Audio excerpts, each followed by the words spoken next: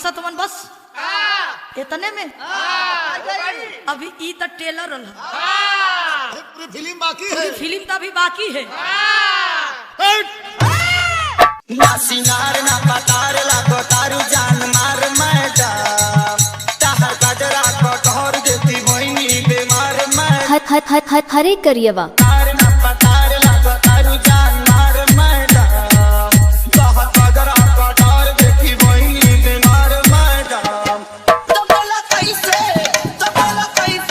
डूबा भई बुखरा पूजा भइल मैडम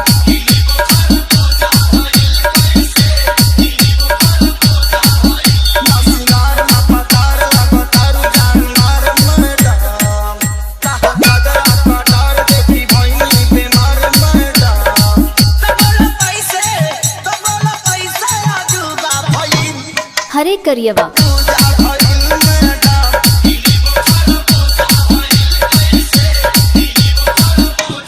रिंकू भैया एक गजल का लाइन लगल, अरे जरा ध्यान से सुनिएगा।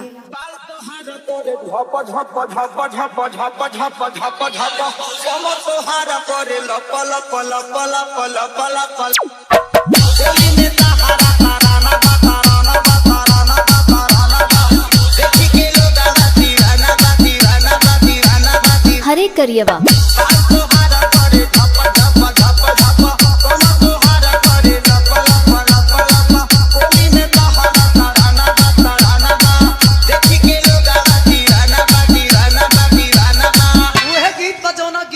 आप लोग सुननी कैसे बा बहादुर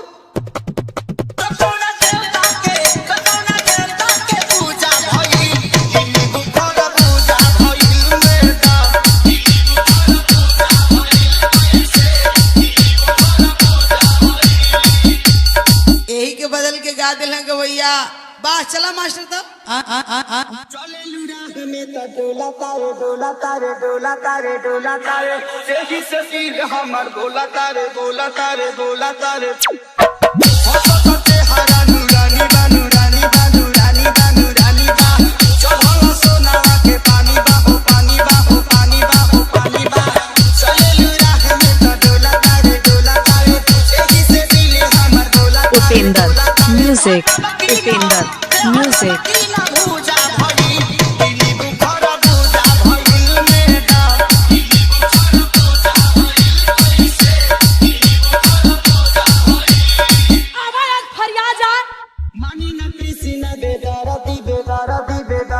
बेदारती हो आगू लगाई दी हारदी हो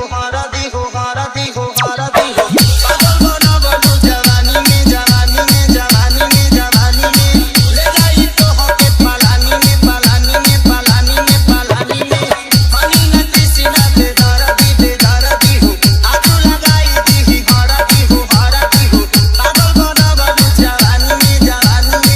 ले जाई तो होके पलानी में तो जितना हमन अकल रही उसे भी वजन पड़ गया यार।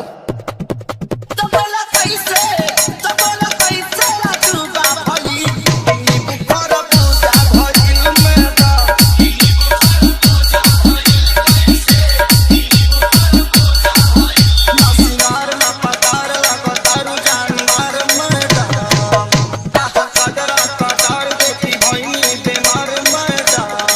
तो बोला कैसे डूबा भई बुखरा पूजा भइल मैडम उपेंद्र म्यूजिक